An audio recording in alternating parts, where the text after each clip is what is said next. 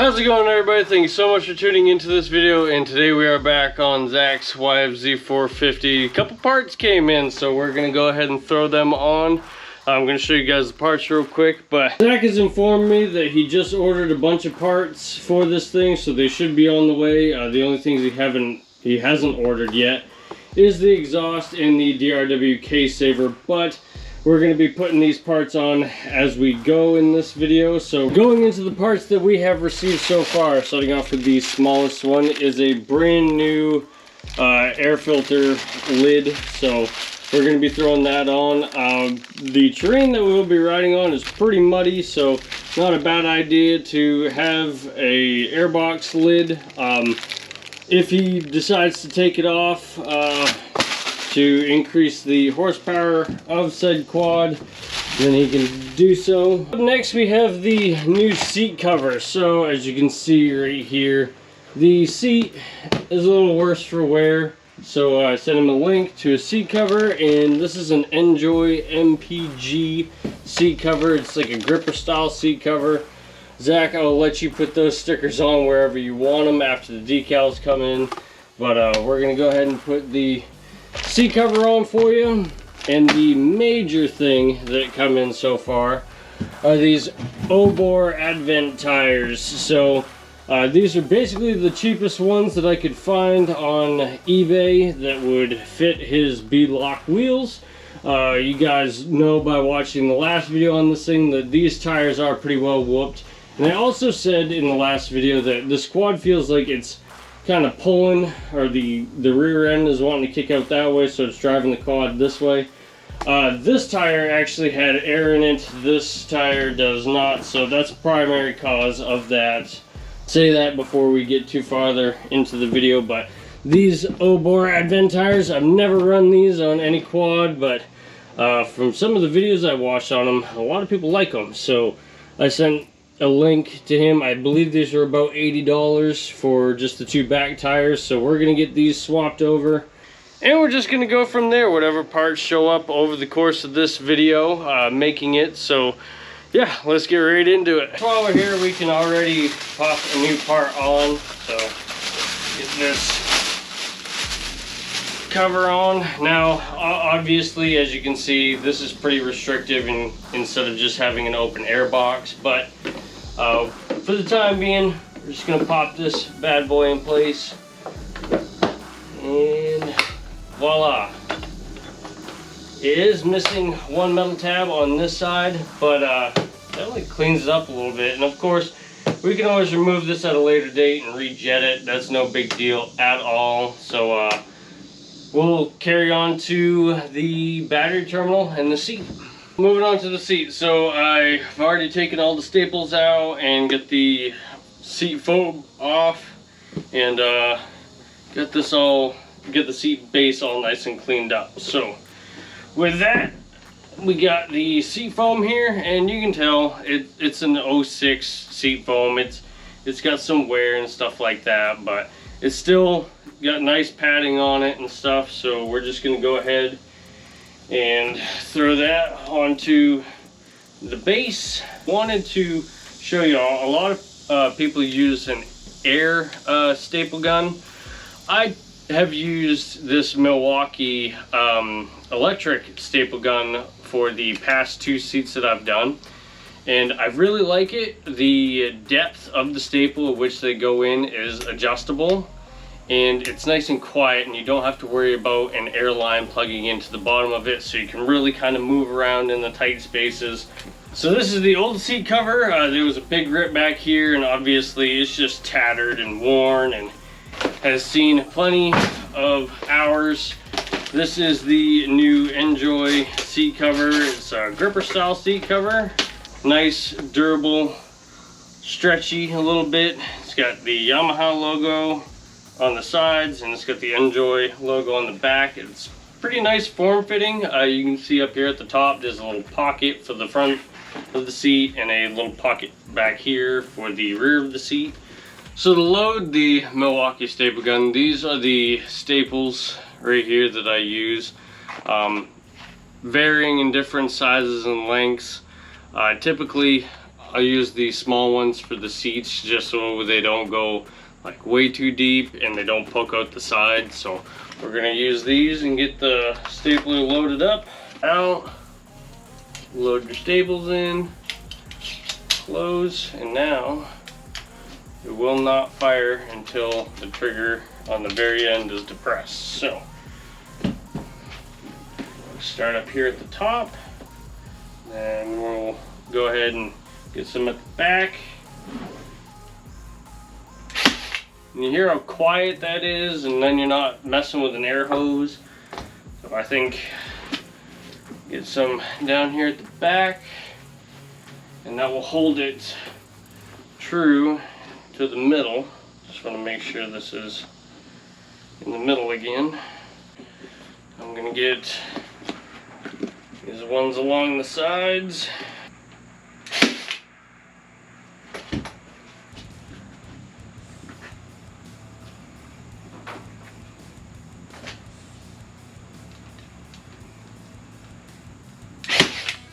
It's looking pretty even, so now I'm gonna go ahead and go all the way around, just keep pulling it evenly, getting it nice and tight.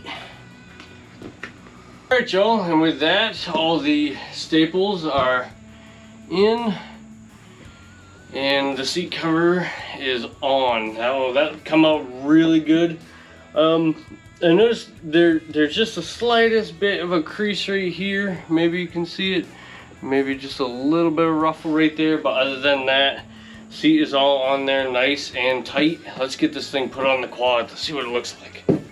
And with that, here's how she's looking. I think the seat come out really good. Pretty even on there. Staple gun works fantastic. So now that the seat's all done, we gotta do the tires.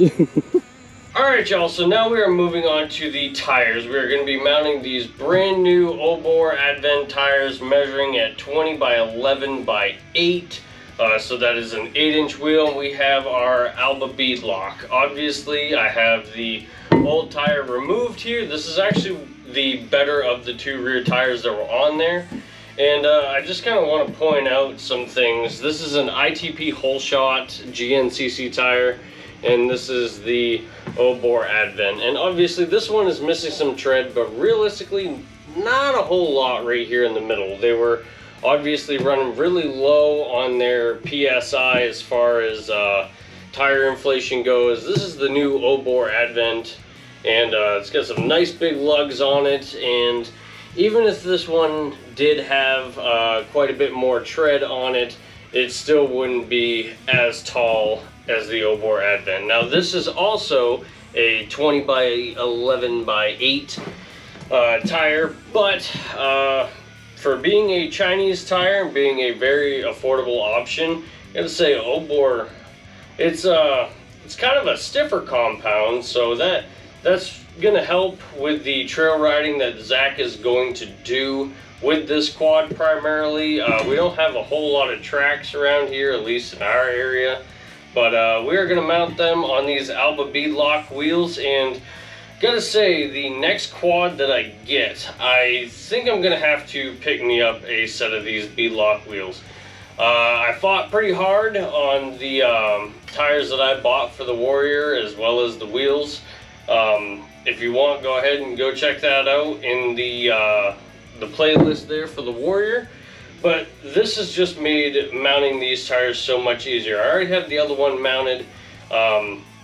Even being a stiffer compound tire than the ones that I have mounted on the Warrior, these beadlock wheels make mounting and dismounting so much easier.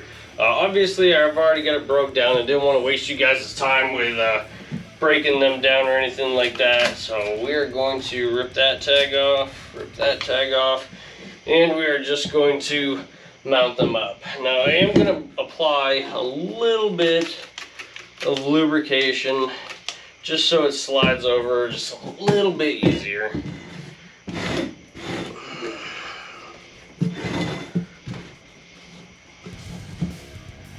There we go. And now we have our lock ring. So this lock ring is going to be held on by a bunch of these little screws, and I'm going to get in here to show you guys a bunch of these little screws. And then on the underside of the wheel itself is going to be these little plates. These are what the threads of the screws go into, or the bolts rather. And they are just going to be underneath the wheel itself. So there's a little lip inside this wheel, and the threads are going to go on the back of that, and then you're going to mount your lock ring on. And the design behind this is to always have this side of the tire mounted, and it makes for ease of inflation. There's no real having to ratchet strap it down or anything like that, like I had to do with the tires on the Warrior. But I'll get you in here and I'll show you just how these mount up. So we have our little keeper here with the threads, and we're going to line our bead lock up with the hole. And this little keeper is going to go underneath this part of the wheel.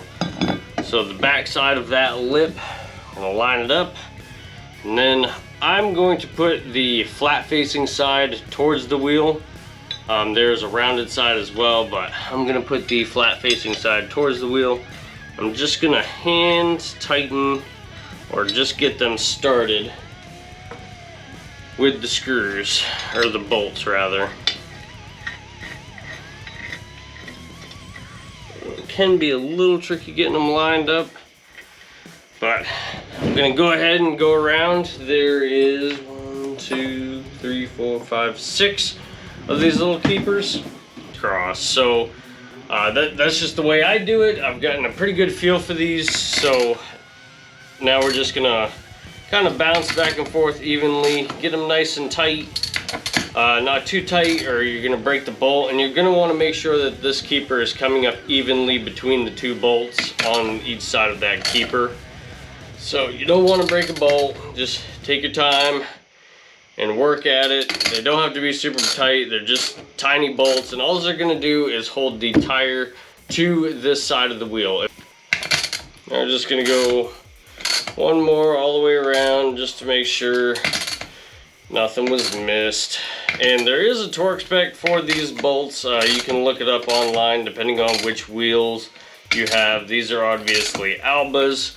On the little lock ring it says Alba right here, so just make sure whatever bead lock wheel you have, you're going to those torque specs. Or if you've been doing it for quite some time and you've got a good feel for it, trust yourself. And if you ever question yourself, get a torque wrench. And with that, the bead lock is on. Now we're going to inflate the tire, and as you can see, this side is not seated on the wheel. There's a pretty good gap right there. But with the bead lock, obviously it's already made it onto the wheel. Now we're going to inflate the tire and get this side to pop. Now when it comes to inflation, it's always a smart idea to remove the inner core of the valve stem when you inflate it. Number one, air is going to get into the tire much quicker. And also, if you have any sort of rupture in the tire, you can easily just unplug or stop the compressor and deflate the tire and not have to worry about it blowing up in your face trying to unwind the core. So fire up my little Milwaukee compressor, and then we're going to apply some lubricant here just to make the wheel sliding, or I'm sorry, the tire sliding over the wheel a little easier so it doesn't have to fight. Get it on the wheel as well. Alright.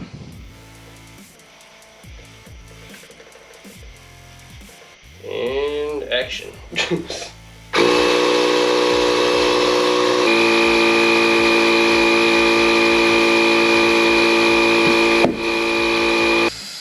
To install the valve core, you're going to need a tool similar to this. They make smaller ones, but this one has a little detent in it to read torque on the valve stem core. So this is just what I use.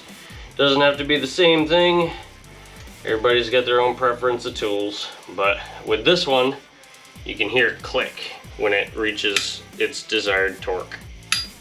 There we go. And now we're just going to inflate the tire back up and mount it on the quad. So to inflate these tires, I have been using my little Milwaukee portable tire inflation tool.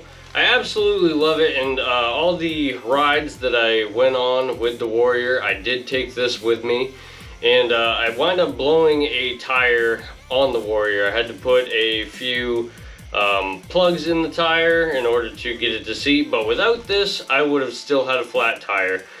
This isn't a Milwaukee plug or anything like that, but I just want you guys to know that if you do a lot of riding and you are constantly worried about lugging around a massive air compressor, no need for that. Get you one of these. It worked great for four-wheelers, lawnmowers, everything like that. So let's get these O-bores mounted up on the quad.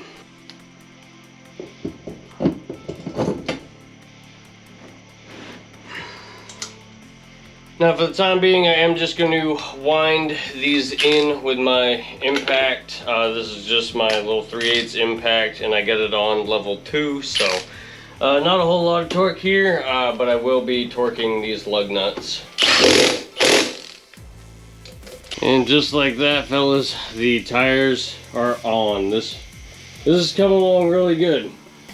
So there are the new O-bore tires. Get a walk around this thing real quick. I want to get it out in the sun tomorrow to show you guys, but it's obviously really dark outside right now, so it's looking pretty good. It's coming along great, and we have a whole box of parts that just came in this week, so we're gonna continue installing those parts, but and I just have to get some angles on this quad. Those old bores are looking good.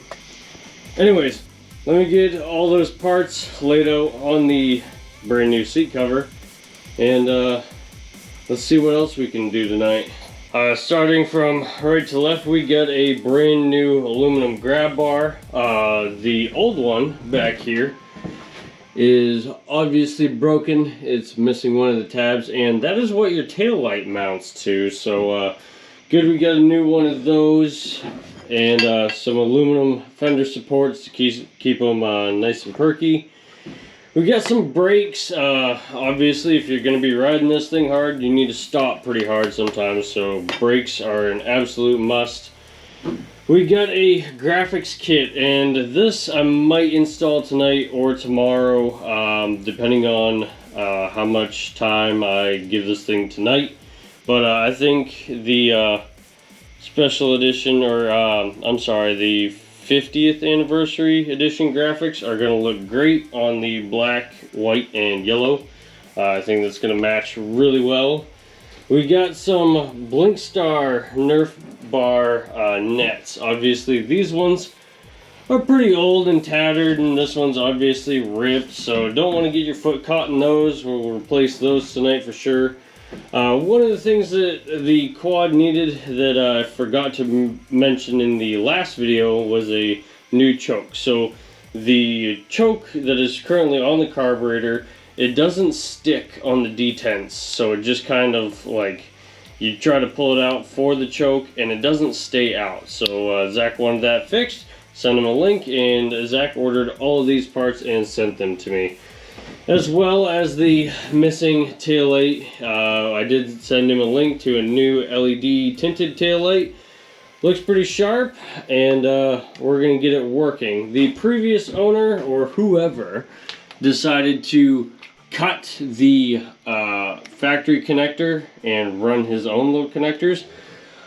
I don't have the factory stuff, but what I do have is Deutsch connectors. So we're going to be putting a new Deutsch connector in here, and what that is, I'll explain that when we get to it, but it's basically a waterproof connector, and it makes it pretty easy to install, and you don't have to worry about the wires getting corroded because they're bare. Another thing, this is something that I bought for Zach. It does have a minor oil leak at one of the banjo bolts. I'll show you right here. This one right here under the exhaust that goes up to the head to supply oil to the valves and stuff like that. So I did order a new kit of washers or crush washers, so we're going to do that as well. I don't want this thing leaking on him, so we're just going to go ahead and throw this in for him. Alright y'all, so it is actually 2 days later. I got a little frustrated Friday night there with some of the parts that I had Zack order. Now this is not Zack's fault in any sort of way. I'd say this is more or less my fault and Chinese parts fault. So obviously we put on the tires, you guys saw that, but when we went to put on the Nerf nets, obviously they didn't fit. They were going to fit only the Blinkstar Nerf bars, so well as the choke. And I'm gonna see, so this is the choke that came out of the carburetor, and this is the choke that I had Zack order. Now I think this is just Chinese, being a Chinese knockoff's fault. This choke will not work. You can see right here that the slide for the inside is just too long, and the center pin is just too long. Alright, figures. I would start recording just as the neighbor's starting to mow his lawn. So back to the choke. So obviously the new choke isn't gonna work. So I went to my local Yamaha dealership, or semi-local, and I know the choke, I can find it cheaper online, but I just wanted to get them in. And also for the rear tail light, there is 2 rubber grommets in here that were missing from the old grab bar, and you can't mount the tail light securely. So I also went ahead and picked up those little grommets with the screws and the washers. This is not my quad, so I don't want to do things half-assed. That's not my intent at all. So I ordered the right parts, and I'm going to put the right parts on the quad. I'm not going to do anything janky or anything like that, being that it is not mine, and I don't really like doing that even with my my personal stuff anyways. Just doing it half-ass, you're wasting time, and I'm not gonna have it. So I ordered the parts. They will be here Wednesday, so probably next video they'll be in, and we will go ahead and put the new choke on. And once those grommets come in, we will mount the rear taillight. Now, we still have stuff to do, obviously.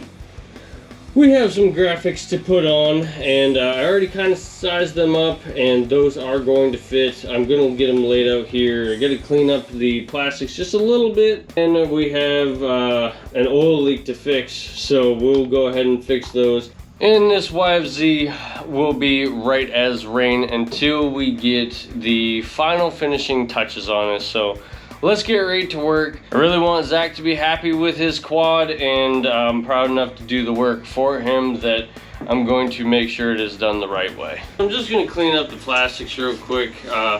This isn't like an oil-based cleaner or anything like that. It's just a waterless wash that I use. So I just want to get the plastics nice and clean, and it does have a pretty decent smell to it.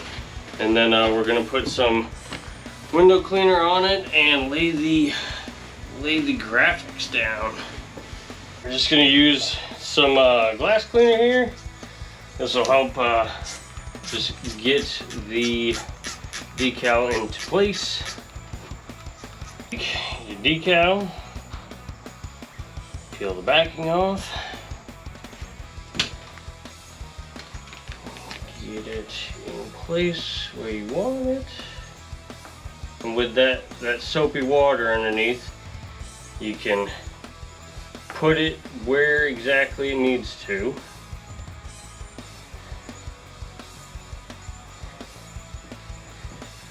And what I like to use is a paper towel and just kind of squeeze all the water out,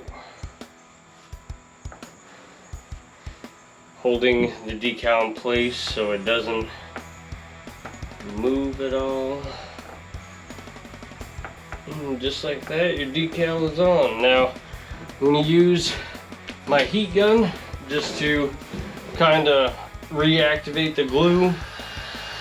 Just lightly heat it up and do a final wipe down. There, just like that. Decal's on. Now I'm gonna get the side ones on in time lapse here. I've already got the one for the beak on, and then we're gonna pull this thing out and see how it looks.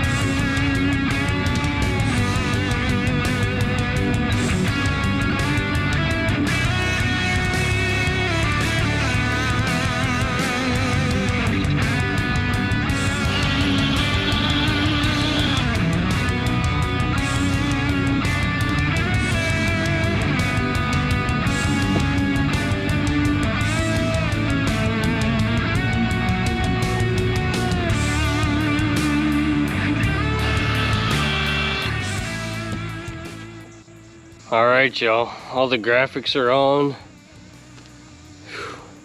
Man, this thing's starting to look really good.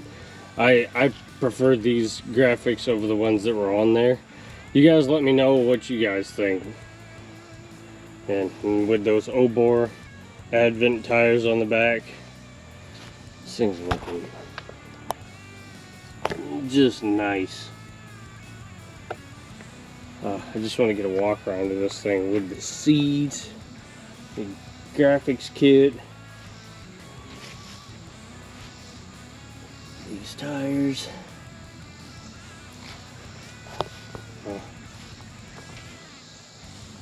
Zach, I really hope you're liking what I'm doing to your bike here, because this thing does look really nice. And I can't wait for you to take it on its very first maiden voyage with nothing wrong with it. That being said, we still have an oil leak to address, so let's get after the oil leak, and then I think we're going to mess with the plug for the tail light, and then once the rest of the parts come in, I think that will be just about the final video of repairing this thing. Tail light parts, A-arm, and exhaust stuff like that. So let's get to repairing the tail light plug and that oil leak. Well, y'all, unfortunately, tragedy has struck again, and somebody with a problem with over tightening things. I don't understand. So right here you have your oil feed lines up to the top of the head, and it would originally go in like so. So you have the one leading up to the head, you have that one, and then this one down here. Problem is that these four-wheelers have aluminum cases. This banjo bolt, this goes in between that line and the case itself. These banjo bolts are made of steel, and it doesn't take very much to seal that line.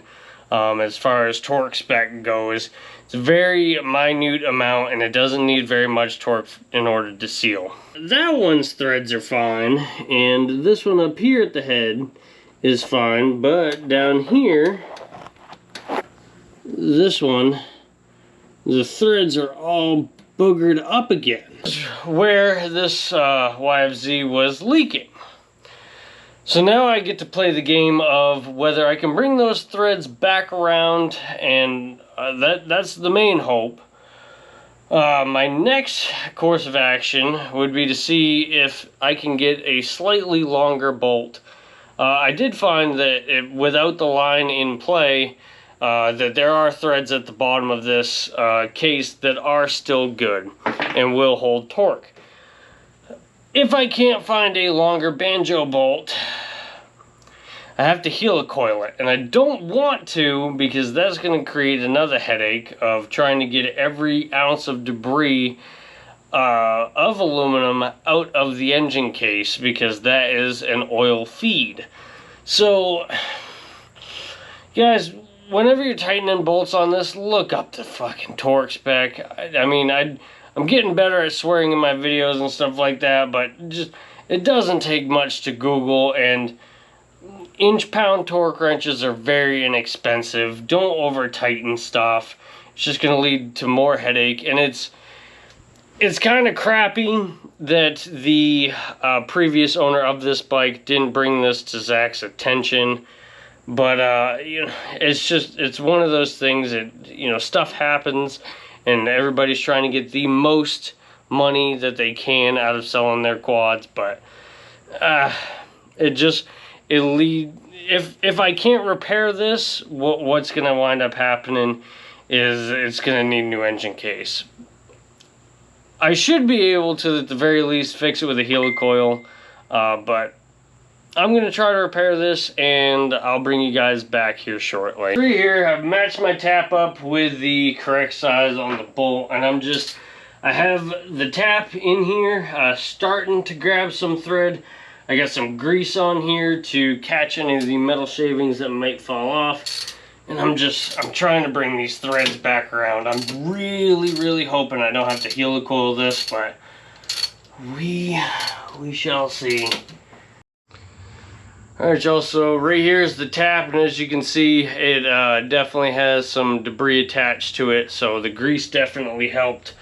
And hopefully it cleaned up those threads good enough. I'm going to get all the grease out of there and inspect the threads, and hopefully I'm going to put the new washers on, put the bolt back in, and see if it will tighten down and hold torque. So unfortunately, that hole is too stripped out for me to even think about getting a longer bolt or anything like that. So what I'm going to do is install a helicoil, and this is the little setup right here.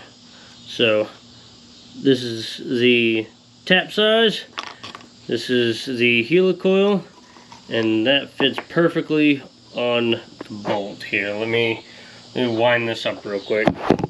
Just like that, that is how the helicoil works. So it threads into the bolt, but then it will thread into the case using this tap, and now there'll be brand new threads in that hole. That hole is pretty wallered out at the top, and this tap is tapered up until here, so I'm going to wind this tap in, get some grease, and we're going to clean out that hole as well. So what I'm going to do after the hole is tapped and done with, I'm going to clear it out, well, definitely take this side of the case off, and there's a rod that goes through there for that oil hole, so we're going to take that out and clean all the shavings out of that. And now we're just going to clean off the tap with some brake clean, just so we don't get any added debris in there. Dunk it in some of this grease here, so that way as we're drilling, the grease will stick to the metal shavings and pick up the vast majority of it, so it's going to make cleanup really nice and easy. Just going to take your time with it.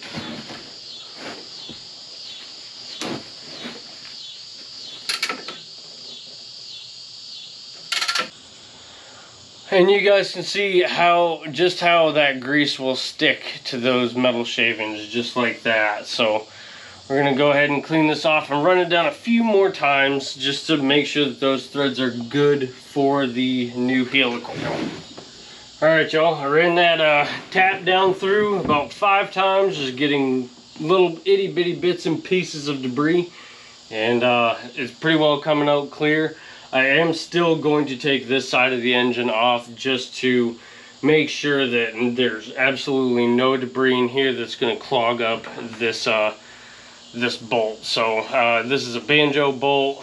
Oil goes through and comes out these 2 little holes, so don't want those clogging up and starving the engine of oil. So this is your helicoil and the installer tool. Now that I've run that tap down and made threads, I'm going to run this in, and I will also have to take this side off to get that oil rod out, to grab this little bottom end keeper. So I mean, I won't start it or anything until I have done that, but at least this will ensure that this is no longer going to leak and it will have brand new threads. Oh boy, just like that, fellas, I think we have brand new threads. I'm going to just verify and make sure, wind this bolt down real quick, but I think we saved this case. Alright y'all, have the line sitting in place. I'm going to wind the bolt in and just see if it actually tightens up and holds.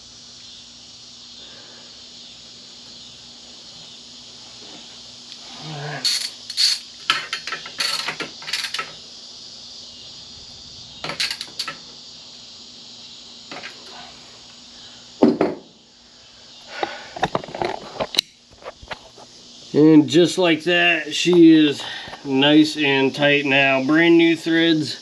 I'm pulling on that line and it's not moving. Crisis averted. Another good way to fix an aluminum case. Saving it from having to get new cases. Alright y'all, we're going to be tackling those particulates tomorrow. I'm going to bring this to the shop because there's more to do to this quad. But we did get some parts in, so we are going to tackle that tonight and then tackle the rest of it tomorrow. So we did get a couple new parts in. The choke that I had Zach pick up or purchase didn't wind up fitting. So I just went to my local dealer and genuine part. That choke should work just fine. Over here we have all the taillight grommets and washers and stuff like that. So we can put the taillight in. And I also told Zach he really should get a case saver. And I recommend DRW. I am running currently DRW on the Warrior. And I love the design behind this. A lot of people have great luck with these. They're really durable. I believe they're made out of UHMW, which is a really hard plastic. And the design behind this case saver, not only to reinforce this area of the case, because this piece of metal on the case is really susceptible to cracking. Obviously mine has cracked because of a busted chain once before. So it's designed to where it completely encompasses the sprocket and the chain, that if you have a chain break, it will just go around the sprocket while it's turning and spit it out the back. Super, super clever design. I like it, and it's going to ensure that if a chain is to ever break on this YFZ, that it won't damage the cases any further than what they're already damaged. So we're going to put all that on tonight, and then we will tackle the front end components and the particulates, or the metal shavings rather, in that oil passage. And still waiting on a couple parts. I got to reach out to Zach because obviously the Nerf bar nets didn't work as well. So I'm really kind of irritated with that. But anyways, it's my fault for sending him the wrong link. He's more than welcome to send those back. But let's get to installing these parts. So first things first, let's get the choke out of here. I've already removed this once before, but the problem with this choke is it doesn't hold a detent. So right now it's magically holding, but it's very easy to push back in, and especially when it's rather warm. It does, yeah, right there. Yeah, it doesn't like to hold detent. So this is the one that I had Zack order, and obviously from eBay, it's a Chinese choke. It's obviously not the same, so that's not gonna work.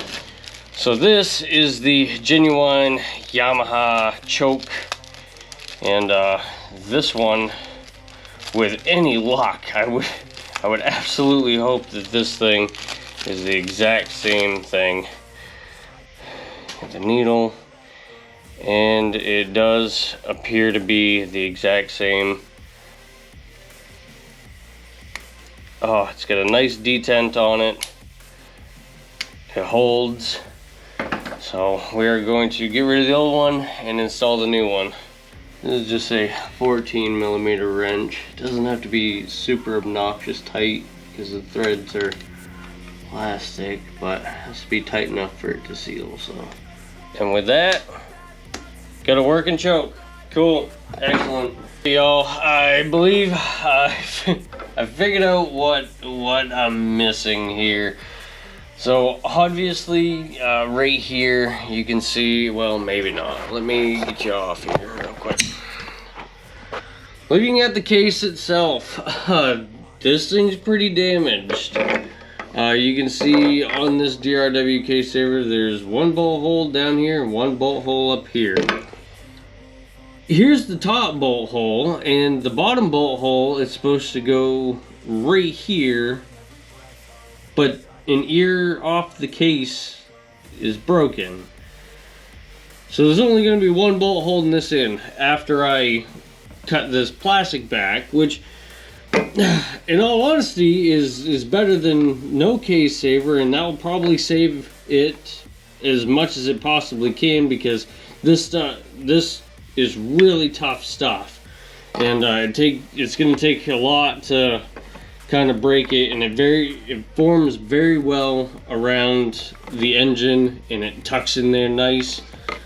But this YFZ is hurt as far as the case goes.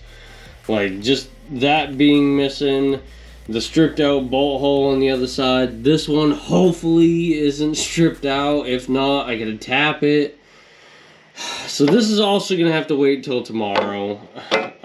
So let's put on the only other factory thing I got, which is the taillight grommets, and then we'll have to wire that taillight up tomorrow, just so I save just a little bit of my sanity working on this thing. Alright, yeah, let's get to the mounting the taillight. Alright, so to mount the taillight in the rear grab bar, you have these little rubber grommets right here. You're gonna take them. We did not have these when Zack dropped the quad off, but we'll get these in here. Voila. Put the other one in here.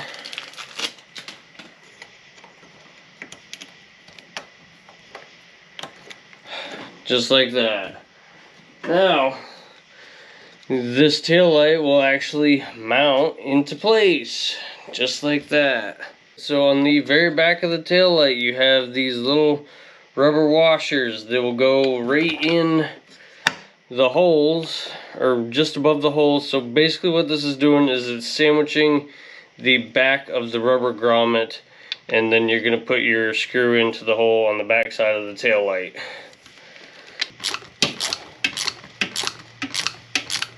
Taillight is mounted in place now. That shouldn't be going anywhere. Oh man, what a pain.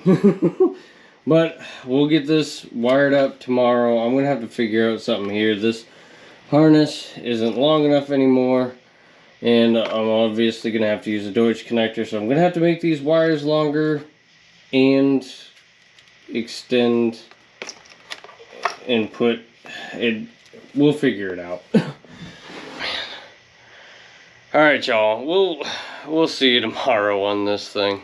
Y'all, it is yet another day with Zack's YFZ450. We are going to get the rest of the stuff taken care of, what is left on it. Now there's still a couple parts that we're missing, but we did get another box of parts to put on it. We have a couple miscellaneous things over there, but this thing has come quite a ways, so it's time to really get to finishing this up. First thing on the agenda is to get the DRW case saver in place. So what I have to do, unfortunately, like I said yesterday, the little piece of case right here is broke. This is supposed to have a bolt hole, but it no longer does. So, and this one looks to be a little bit stripped out, which if you're looking at the case saver, right here, we're gonna try and use this bolt, but we can no longer use this bolt. These case savers fit so tightly to the case that even just having that one bolt in place is better than not running this at all. So we are going to get that all tapped, and we're going to use the hardware that came with it. We're also going to use some blue Loctite to kind of prevent that one from backing out. Blue, you can still remove it if need be. But one of the other things we got to do is we got to trim this chain slider back here. The DRW case saver pretty well acts as a chain slide as well, so that'll alleviate that, but we got to get that bolt hole taken care of first. So let's go ahead and do that. Tap here, put it in the hole, and let's get these threads back to where they need to be. Just gonna make sure that the bolt, now that the threads have been chased, winds in there no problem. Yeah, we got some threads in there, so. All right. And now the case saver slides right into place.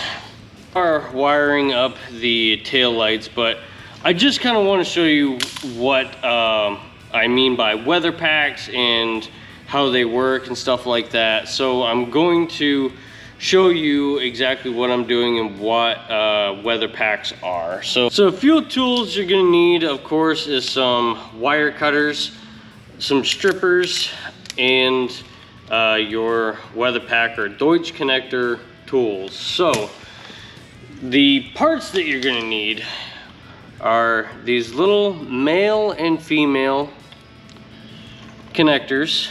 They're called Deutsch connectors. And you have a female, or I'm sorry, you have a female and you have a male, and inside of the plug they're just gonna slide together to make one. That is the gist of it. You're also gonna need these little weather pack grommets. You're also gonna need some wire. You're going to need a female style plug and a male style plug. They make them in a variety of how many ever wires you're gonna need. This is just a 3-wire connector, and I'm gonna show you, obviously I already have this done, but I'm going to show you how it works and how to make it. Starting off, you're gonna take your wire and the little rubber grommet, and you're going to slide the grommet over the wire. Like so. Then you're going to take your wire strippers and you're going to snip back just a little bit of wire to be exposed. You're then going to take, and it depends on what side of the plug you're doing, whether you're doing female or male, but I'm using a female style just to show you guys exactly what is going on. You're going to take that piece of wire and you're going to put it or lay it inside of the connector. You are then going to take your crimping tool, and you're going to find the crimp. You can kind of see right here, they're different sizes. You're gonna have the round edge or rounded off edges inside or on the far side of this little crimp. So what I'm gonna do is, you can see the little tabs are facing upward, so I'm going to take, I know this is a size D, A, B, C, D, E, okay. So I'm going to take D, and I'm going to just gingerly crimp, and so I'm going to show you right here. That is how you're going to use your tool. And then you're going to take your wire, you're going to put it where you're about to crimp it. And you want the exposed wire in that crimp. And you're just going to squeeze, and that's going to round those edges off.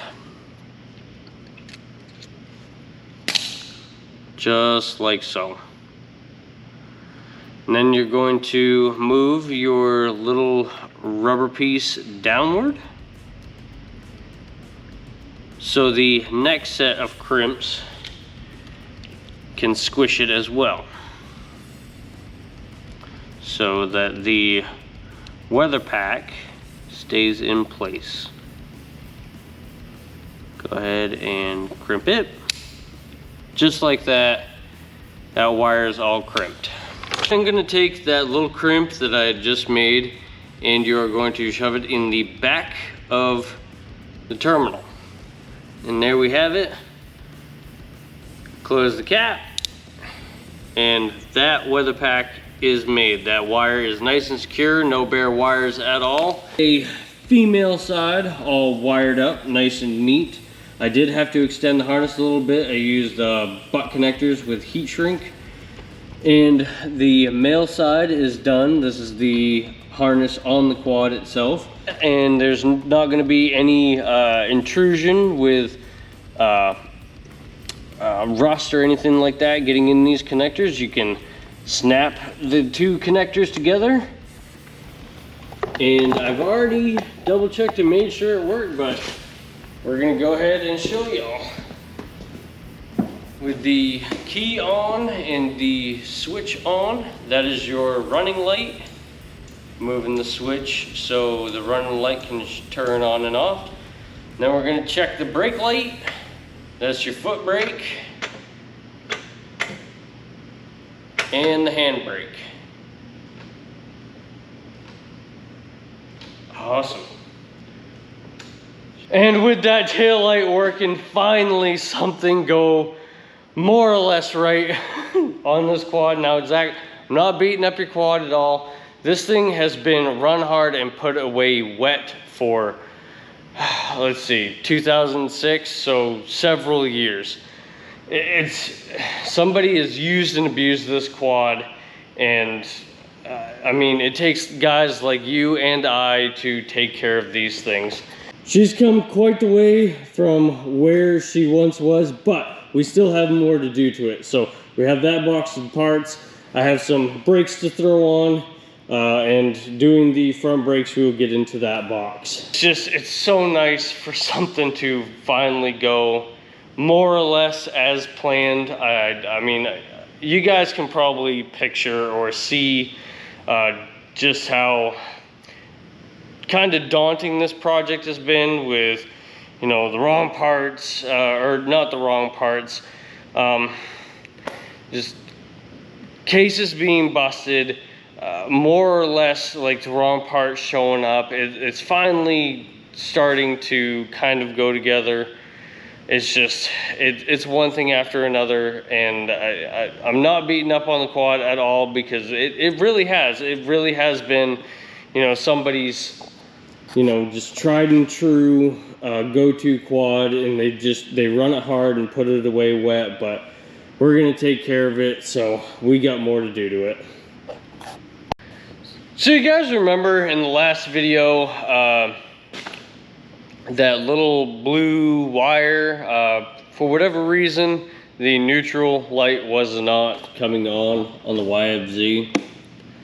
The quad is definitely keys on, and the YFZ is obviously in neutral and no neutral light. Well, I found the issue that the little blue wire that was stuffed up inside here leading to absolutely nothing is supposed to come all the way down the frame rail and go to a neutral switch right in behind the shifter. That has been replaced with a metric bolt. Yeah. So I gotta get a hold of Zack and tell him that he needs a new neutral safety switch, and fingers crossed that they at least use the right thread pitch on that bolt. Please, please, please, please. These cases are already in terrible shape as it is, but I'm not gonna remove that bolt right now. So we're gonna ignore the neutral safety switch right now and move on to something else. But I really wanted to fix that neutral light, but that little blue wire that was in the first video, you can go ahead and backtrack and watch that. That little blue wire goes down to the neutral safety switch. So found why that ain't working. So let's just move on to something else. Let's tackle the rear brakes, because rear brakes are important. You've got two, 14mm bolts that hold the caliper on, right there and right here. Just want to get them loose. And then you have a 5mm Allen on this side that holds your actual brake pads in place. So I'm going to just loosen those up right now. That way I'm not fighting it, trying to get them loose. So we're gonna take the caliper itself off. There we go. All right, now we have our brake pad bolts. So I already got those loose. I'm just gonna take our 5mm, unwind those, and our brake pads are gonna be able to fall out. There's your brake pads. They were pretty shot. Not a whole lot of meat on them.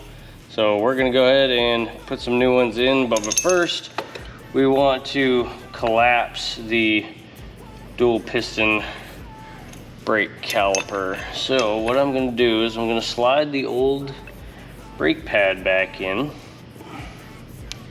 and all I'm gonna do is tighten the clamp. All it's gonna do is push them pistons back into place. One of the new brake pads, and this is an old brake pad. Them brakes were done for, so we're gonna go ahead and get some new brake pads in here. Super easy. Just go ahead and pop them into place. There's one.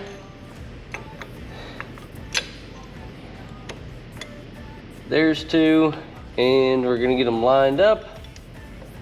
And there's two. Now I'm gonna get the pads separated. So there's a nice gap in there for it to go over the rotor. Nice and stiff. So roll it, brake pedal.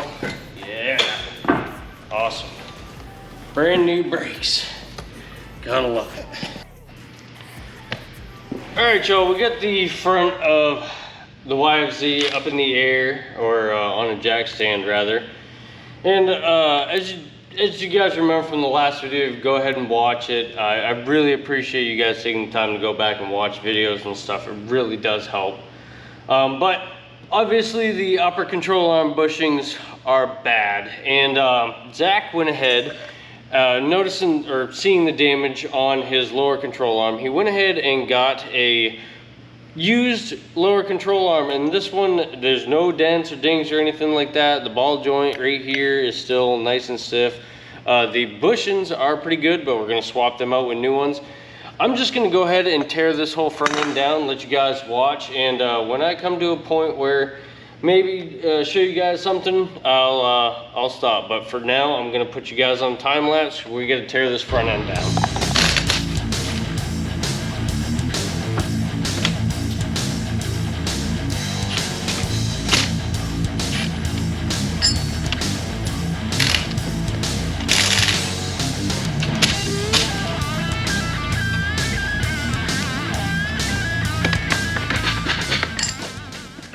Alright y'all, lower control arm is off and you can see the damage right here. It's pretty minimal considering how old the quad is and stuff like that, but this if he were to hit a really big jump, this is potential to snap. So right there and right there, no good. And somebody had painted them blue once before. Junk. So here is the new control arm, or new pre-owned control arm. No damage on the bottom. I am going to swap out the bushings on all positions and put these new dust boots on to give the front end a little bit new life. So, and we also have steer axle brakes to do. So I'm just gonna go ahead and do all this. The bushings, if you come in here, you can see there's one on each side, these little black ends. Just go ahead and pop them out and put some new ones in. The little bushings are right here, and let's see if I can do this with one hand. Yep, right here, they're just little dowel ring bushings, plastic. They wear out over time. There is a more permanent fix for these. They're needle bearings, but bushings, they're super cheap, and they're not, I mean, they're pretty inexpensive and it's not hard to replace them. So just go ahead and replace them while I'm here. The dust caps to keep all the grease inside and all the dirt out. We're gonna go ahead and do that, and then this front end will be done.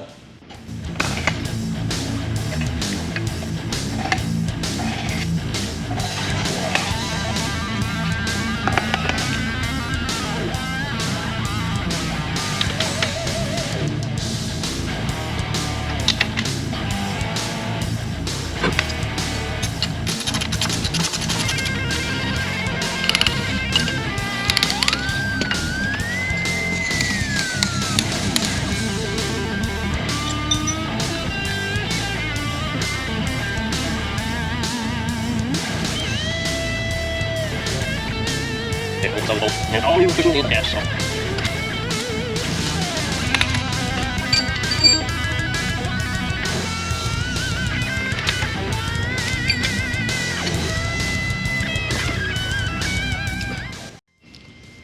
Alright y'all, I'm done with what would be the right hand side, but I want to show you the difference between the old wore out bushings and the new bushings. So this is the left hand side.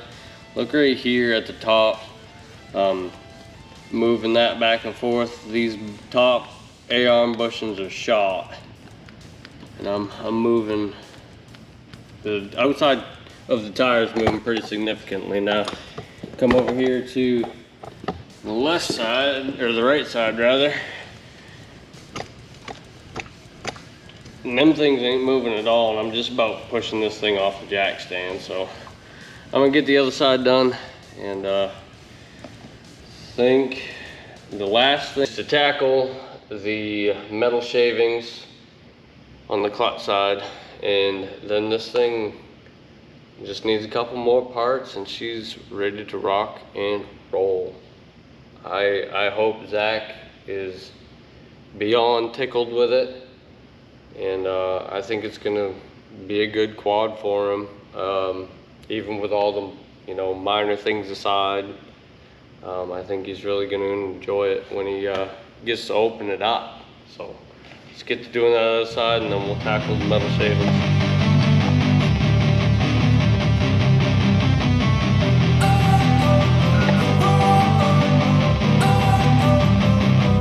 don't wanna sleep in, cause I got something to prove. I gotta take what I hate and finally make a move. I think of you and all the shit you don't do. Well, I'ma make hella sure that I don't become you. Alright y'all, now that the entire front end is done and groovy and just all nice and tight, time to get to the most serious part. As you know, the oil line banjo bolt leading up to the head was pretty well clogged because of a cross-threaded bolt. We have since repaired the case. We put a helicoil in it with the right pitch on that bolt, so it's not going to leak anymore, and that bolt is nice and tight. Now we got to get all the debris out of that oil passage. So the clutch side of the engine tore down. All your clutch pieces, Zack, are right here, and this is probably or definitely the first time you've seen the inside of your quad. So here's your clutch basket. A little bit of grooving, not too bad honestly. Your clutch fibers all look good. Your inner hub looks pretty good. No broken clutch springs, so that's all good. Now here is the bolt that was stripped out, and that particular bolt runs right into this portion of the case. There's an oil tube right here held in with an 8mm bolt. That will just pull out perfectly, and we'll be able to shoot air down there and get all the debris out of the engine or that oil passage. Get after it and make this little elephant go away. I'm gonna do all of this by hand. I don't want to use power tools while I'm in here, just because I want a feel for everything.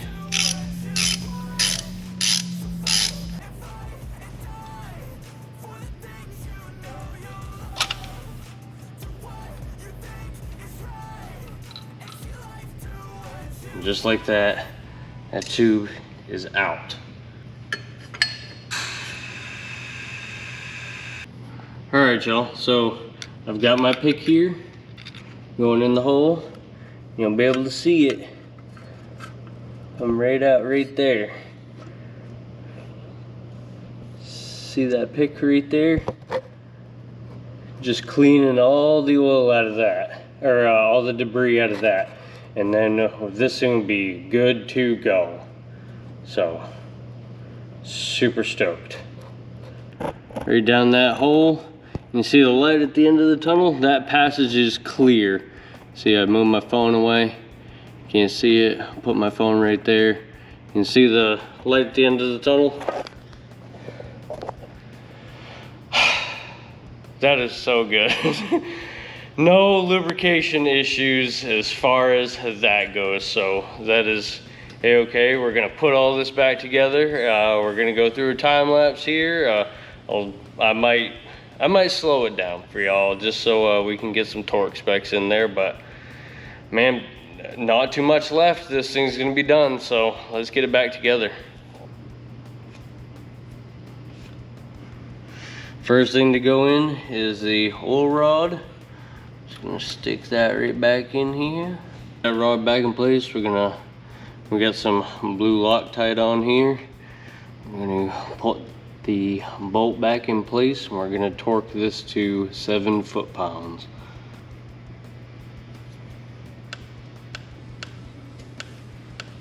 Seven foot-pounds, donezo. We're gonna put our basket in place.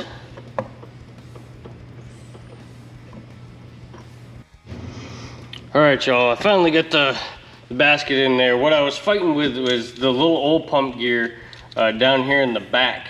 If you take a pick and you kind of grab a hold of it and give her a twist, she'll sit right back down where she needs to be. So after you get your basket on, get this washer right here. Don't forget any washers, guys. Washers in place. Now we've got our inner hub.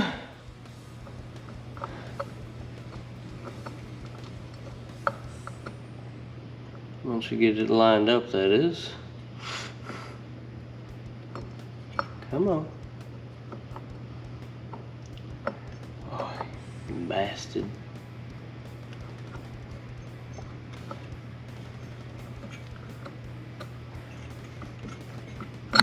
There we go. Okay. So then we have a washer. It's got two little ears on it. They face in and grab the inner hub. Then we have our nut. Gonna put a dab of red Loctite because you never want this nut backing out.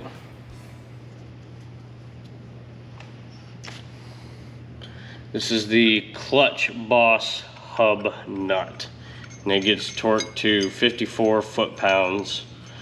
So we're gonna put the clutch fibers and discs in, and I'm gonna be able to hold that while torquing.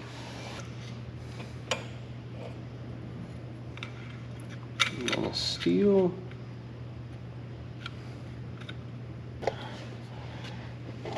And then we have the springs and bolts. All right, clutch bolts are on. These get torqued to 5.8 foot-pounds.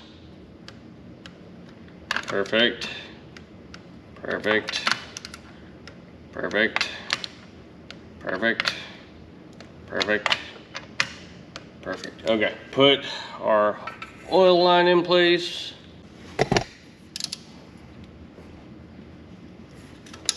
Nice and tight. Cover here goes on. Get your brake pedal out the way.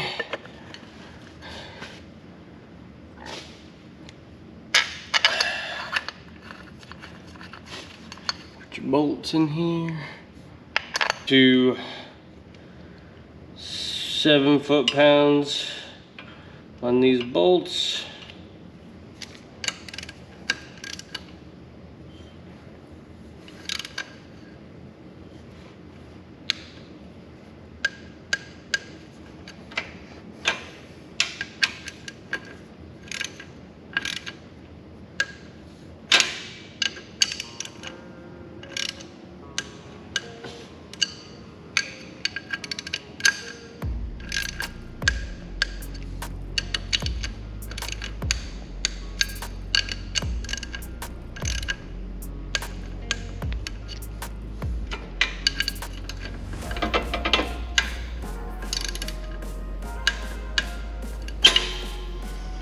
Y'all, and with that, the motor oil back in it, all that debris cleaned out of there, I believe I am done for the day because it is 3:44 in the morning and I gotta go home and be with my family. So next video will be the final couple parts to put on this thing, and then Zach's ready to have it back. So I hope y'all enjoyed. I know this is gonna be a longer video, bunch of parts, bunch of frustration, but we got through it. So yeah, just it's been a treat, and I appreciate you guys for watching. By the way, I did notice on my YouTube analytics there that only about 20% of you who actually watch my shit are actually subscribed. The 80% of you are just watched in the background. So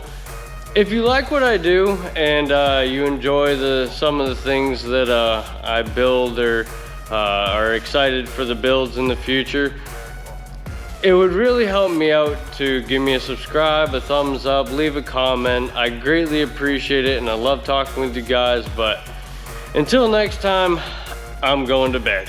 We'll get you guys in the next one.